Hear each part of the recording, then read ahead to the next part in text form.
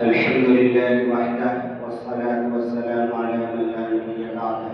أعوذ بالله من الشيطان الرجيم. بسم الله الرحمن الرحيم.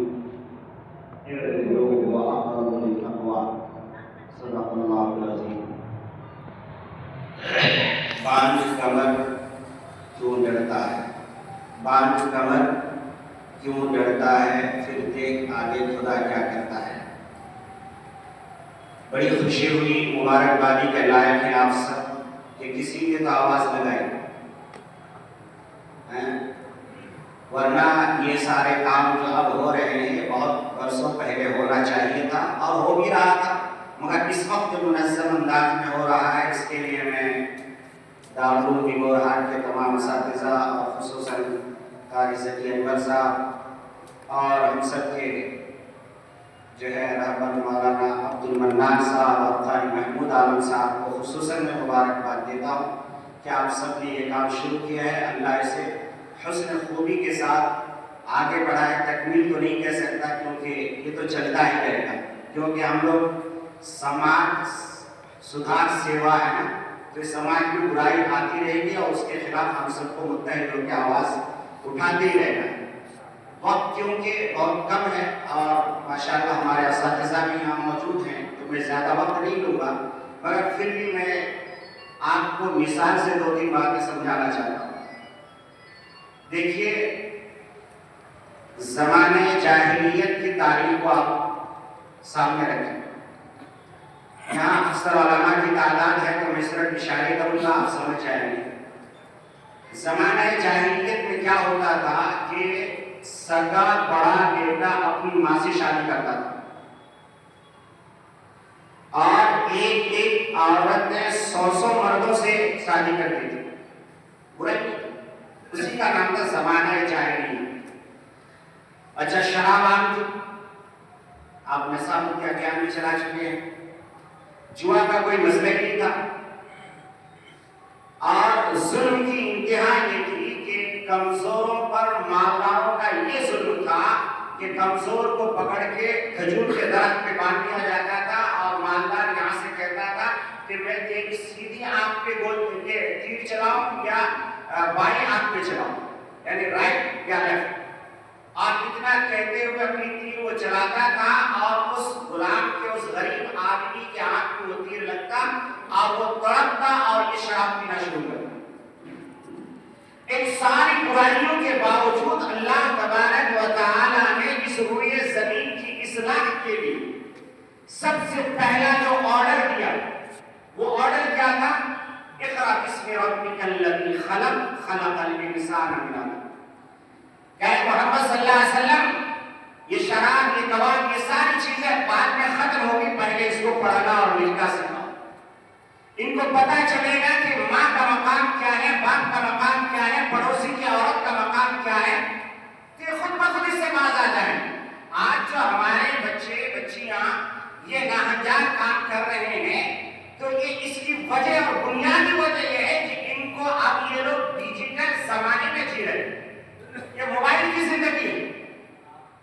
آپ کی پیڈ موبائل چلائیں گے تو نہیں چلے گا.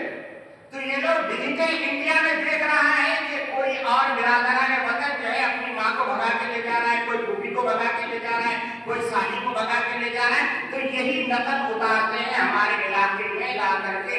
آپ جائزہ لیجیے گا، آپ کو پتہ چلے گا اس میں بھگانے والوں میں زیادہ تعداد وہی لڑکے ہیں جو لوگ باہر کام کرتے ہیں. سمجھنا کیوں؟ اس لیے کہ وہ لوگ ان ساری چیزوں کو وہاں دیکھتے ہیں اور یہاں پریکٹیکل کرنے کی کوشش کرتے ہیں. تو اس لیے اس کا سدباب کرنے کے لیے میرے ذہن میں جو بات آ رہی ہے وہ یہ ہے کہ بچہ کیونکہ 4 5 6 7 سال تک اپنے ماں باپ سے جڑا رہتا ہے اور ماں باپ کی ذمہ داری ہے کہ وہ ہر مسجد میں ایک مکتب قائم کرے اور اس مسجد میں بنیادی تعلیم دی جائے، خصوصاً تعلیم الاسلام کی تعلیم دی جائے. اس وقت میں ایسے ازبر یاد کرا دیا جائے تاکہ اس کا اللہ اور رسول اور دین اور یہ ساری چیزیں آ جائیں.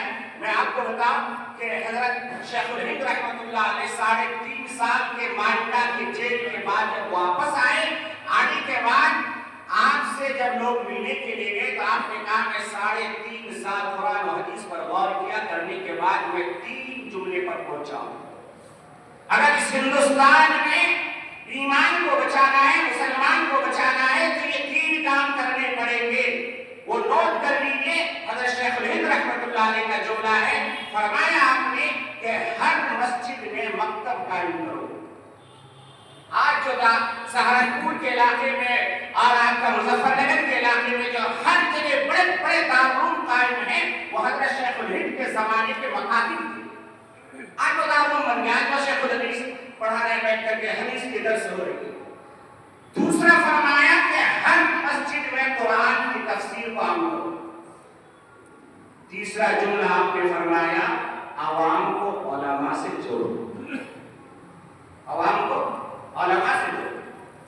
اب ہم لوگ کیونکہ اہم بات کے لیے جمع ہوئے ہیں کہ غیروں کی عورتوں کو غیر کیوں بھگا کے لے جا رہا ہے، تو میں اس طرف آپ کو بتا دوں کہ دیکھیے ہمارے قریبی میں سے ایسا واقعہ ہوا، میں نے سختی سے ان سے نمٹنے کی کوشش کی تو ہم سے وہ بات چیت بند کر دی۔ کیا اوقات رہ گیا، کیا اوقات رہ گیا۔ اس لیے میں آپ سے کہنا چاہتا ہوں کہ اگر اس میں نکلنا ہے تو پھر آپ کو علماء کے ساتھ عوام کو بھی لینا ہے، راجنیتاؤں کو بھی لینا ہے۔ اور میں نے جو آیت پڑھی اِنَّهُ هُوَ أَقْرَبُ لِلتَّقْوَىٰ، اللہ کے نزدیک سب سے جو قریب والا معاملہ ہے وہ عدل کرنے والا ہے۔ جو پنچایت بچار کرتے ہیں پیسہ لے کر کے، ان کے اوپر بھی آپ کی نگاہ ہونی چاہیے۔ بگا کے لے گیا کسی کو 2-3 لاکھ دے دیا اندر سے،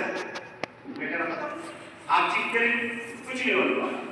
تو اس لیے جو لوگ ایسے کام کرتے ہیں، ناانصافی کے کام کرتے ہیں، ان کے اوپر بھی آپ کی نگاہ ہونی چاہیے، ان کو بھی ساتھ لیجیے اور لے کر کے قدم سے قدم بڑھائیے۔ انشاءاللہ میں اپنی ذات کے ساتھ بھی، اپنے مال کے ساتھ بھی، وقت کے ساتھ بھی آپ کے ساتھ قدم سے قدم ملا کر کے چلنے کے لیے تیار ہوں۔ آپ جب کہیں گے میں انشاءاللہ آپ کی خدمت کے لیے حاضر ہوں۔ میں قیادت نہیں، میں آپ کا سپاہی بننے کے لیے تیار ہوں، اس لیے کہ یہ علاقہ ہمارا ہے۔ ہمیں ان تمام سماجی برائیوں سے نمٹنے کی کوشش کرنی چاہیے۔ اچھا، دوسری بات یہ ہے کہ ہم میں سے کچھ بعض علماء بھی ایسے ہوتے ہیں مسائل کو سمجھاتے بھی، وہ یہ سمجھتا ہے وہ تو جانتا ہے کہ اللہ رسول، اگر وہ جانتا تو بھگا کے نہیں جاتا۔ اب اس نے سوچا کسی بھی عالم کو 2-4 ہزار دے دو، نکاح پڑھا دو۔ اب نکاح پڑھا لیا تو جائز ہو گیا۔ بھائی اس کو 70 مرتبہ نکاح پڑھاؤ تو جائز ہوگا کیا؟ آلریڈی وہ منقوع ہے۔ جیسے ایسا ہی ہے جیسے پیشاب میں وہ وضو کرنا ہے۔ اب پیشاب میں ہر روز نہائے گا تب بھی وہ پاک نہیں ہوگا، وہ تو ناپاک ہو رہا۔ تو اس لیے ہمیں کوشش یہ کرنی ہے کہ ہمیں حلال اور حرام کے علم کا عام کرنے کے لیے اپنے ہر گاؤں میں مکتب کا قیام کرنا ہے۔ ہم چائے پان میں ڈیلی 100 روپے 200 روپے اڑاتے ہیں، اسی 100-200 روپے کا جیب کاٹ کر کے اپنے مسجد میں ایک اچھا امام رکھیے، وہاں پر بنیادی تعلیم دیجیے، انشاءاللہ یہ سارے مسئلے حل ہوں گے۔ اور باتیں بہت ساری ہیں مگر میں اتنی بات پر اپنی بات ختم کرتا ہوں۔ الحمدللہ۔